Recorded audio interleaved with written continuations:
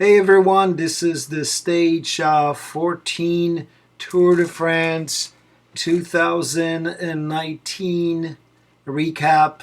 What an amazing stage for every fan of the Tour de France and every fan of a cycling world. Um, Alaphilippe just answered another question, right?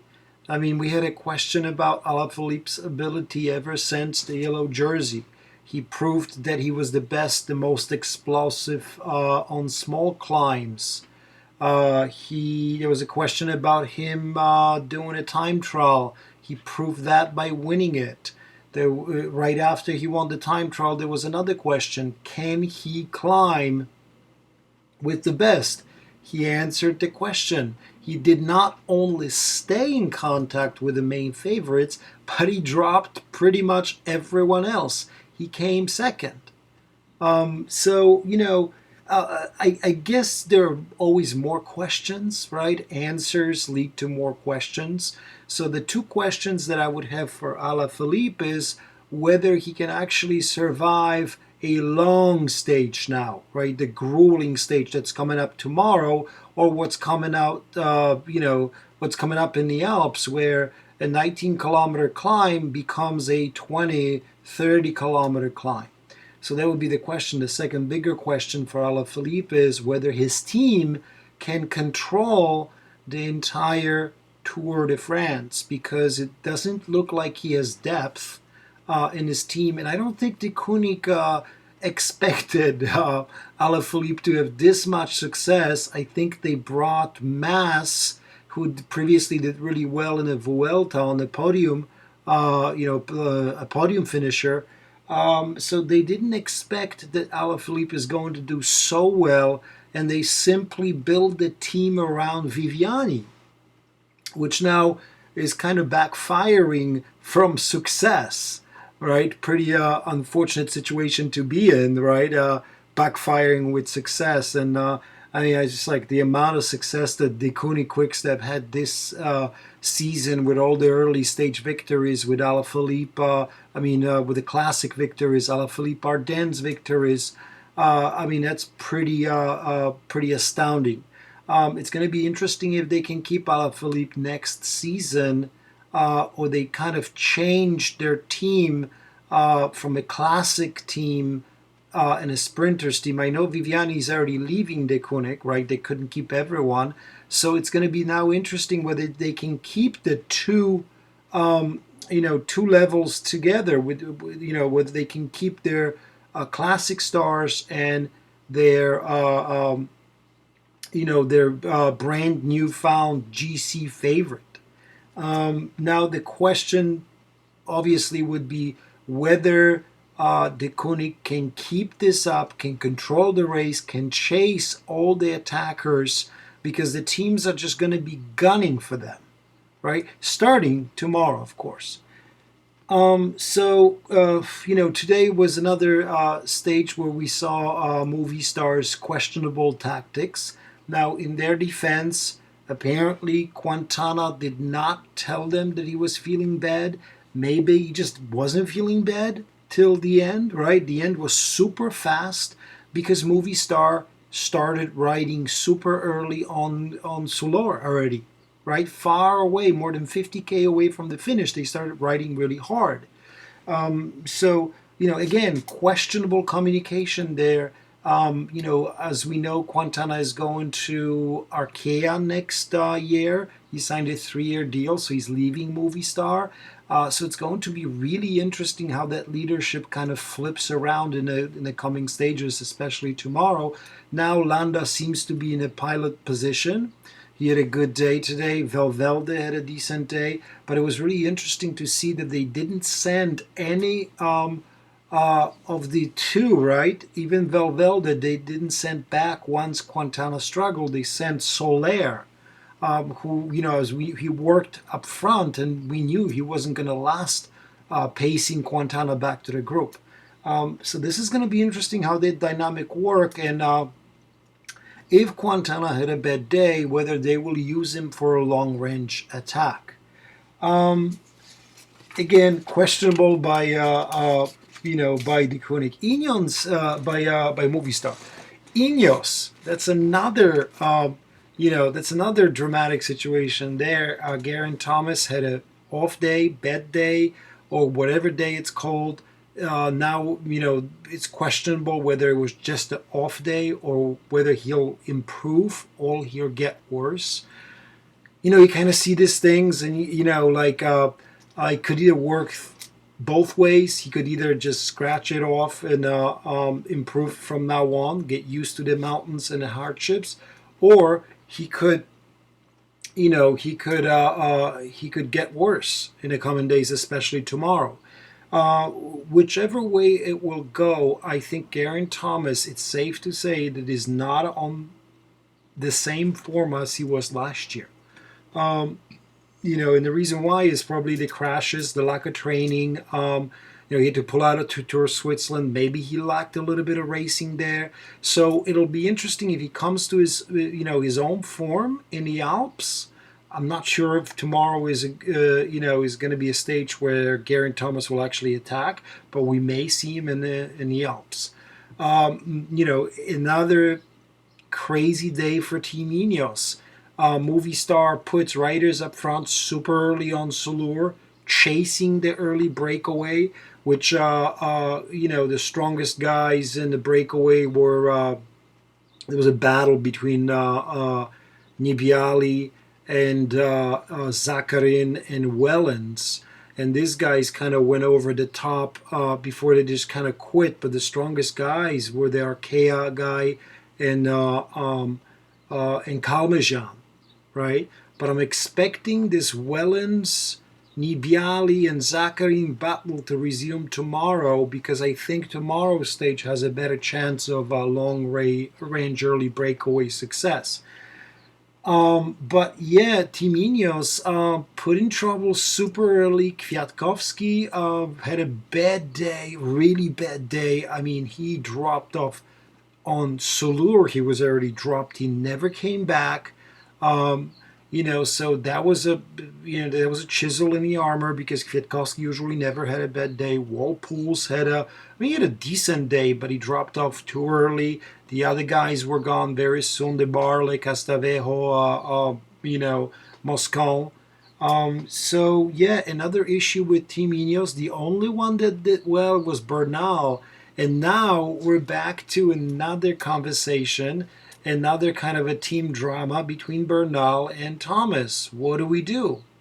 Right? It was clear that team gave Bernal freedom. It gave him orders to stay with the main group once Geraint Thomas struggled. So that was really interesting to see, because usually you don't really see a young climber like this not supporting a Tour de France previous winner, especially if you won 1 year ago. So it was really interesting to see. Complete massacre of the other favorites, right? I think MovieStar's pace just absolutely destroyed everyone, and literally by like 8 kilometers left on the Col de Tourmalet, everyone was on 100%.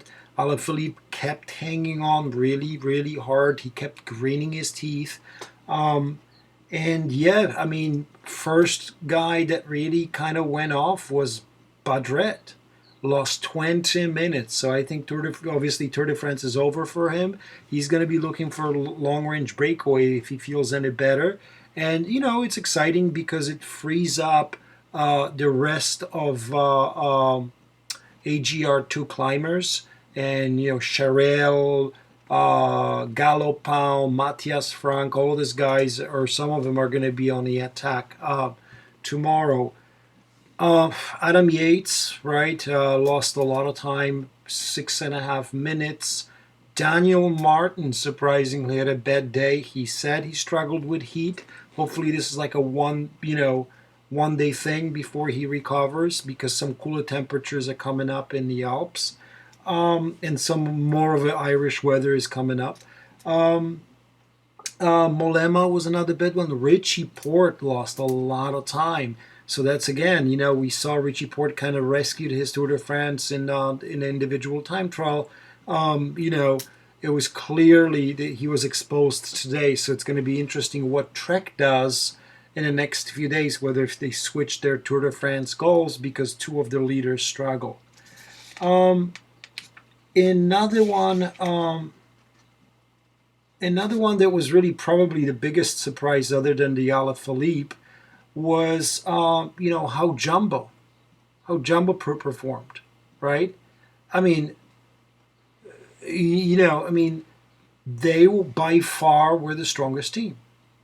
Okay, which is really mind blowing, given that they won the team time trial by 20 seconds. They blew everyone out.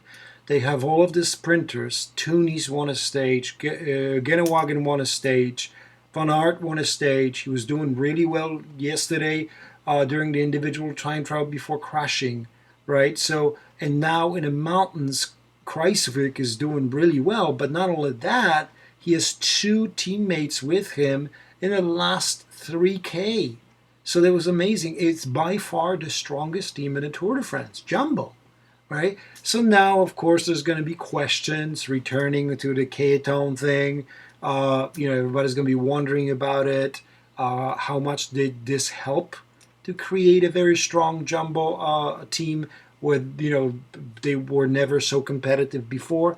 Again, it's a speculation. They're not doing anything illegal because it's it's not on the illegal list of drugs by the UCI, so they're completely legal. So they're not doing anything wrong. They're just, taking advantage of a product that they have. So, but yeah, this is going to be interesting to see if Jumbo tomorrow picks up and actually tries to do one on Alaphilippe. Another one that really impressed me today was Pinot, obviously the stage winner. Congratulations to Pinot. Congratulations to FDJ. The entire France is just must be going absolutely mad, right? The curse of the Frenchman never had a better chance to get lifted. Right, I think Alaphilippe is starting to believe, and you saw today. I mean, all the politicians are trying to take advantage of the opportunity, kind of show themselves in a good light. So Macron was there visiting the stage, and everyone. But Pinot did extremely well, and that just goes to show you one roundabout. It was one roundabout of not paying attention that cost Pinot probably his Tour de France. One roundabout, okay, and he lost a minute and 40 in the echelons, and now he has to fight every stage to get the top three, okay. But what could have been had had he didn't lose the minute and 40, had he made the split in the win in echelons, so minute and 40 he would be second, okay, he would be actually second overall now. The great thing about Pinot is that he seems to have found an amazing top domestiques in Gaudu. What Gaudu was doing today was really impressive. I mean, the guy was riding up front when there was like 7-8 guys left, so he's going to be a major help for Pinot in the coming days. What else? Winners, losers, we've already talked about. Winners today, definitely, definitely fans, right? Fans won today. I mean, the Tour de France was not only not resolved today, but the plot got deeper today, which is so incredibly exciting, especially for tomorrow when we have all the steep climbs. So, it just goes to show you, I mean, the cycling fans around the world have to be going absolutely mad, and French fans, in France have to be going, like, changing their vacation, calling out sick, going to the bathroom, to watch the Tour de France. I mean, watching it under their desks, whatever, right, in a car. So it's pretty, pretty interesting. The winners of today were definitely the fans. Besides that, definitely de Koenig and Alaphilippe, the way they rode. Alaphilippe passed another test before two other tests. The questions arose about his team and about the long alpine stages, right? So we'll see. Definitely Pinot was a winner today. Bernal was a winner. I think Bernal will be a danger in the incoming days for Alaphilippe. Definitely Jumbo Team was a winner. Steven Kreiswick, definitely a winner, and he appears to have the strongest team now. Gadu, I've already talked about him for FDJ. Super domestique, very talented young French climber to support Pinot. Huge help on his quest to get the top 3 in Paris. Yeah, that's it. If you like the video, guys, leave me a comment. Curious if you have any questions, and I'm curious about your picks, and I'm curious about your thoughts about this year's tour and about your predictions for the rest of it. I'm curious about your predictions for tomorrow. Will it be early break that will succeed? Will somebody try a long range attack, or it'll be a slugfest with the favorites in the end? Who will lead the stage through the valleys? Who will be the team that'll control it? Hopefully you're riding out there.